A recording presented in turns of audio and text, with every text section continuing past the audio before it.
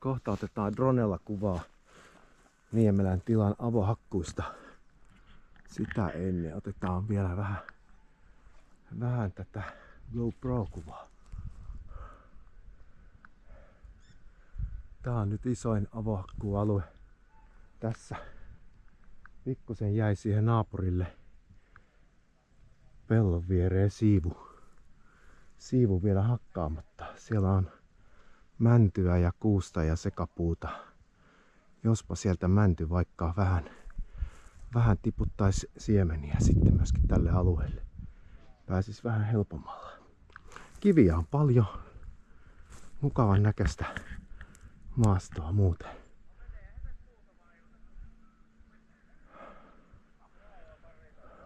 Oksat kerätään vielä pois.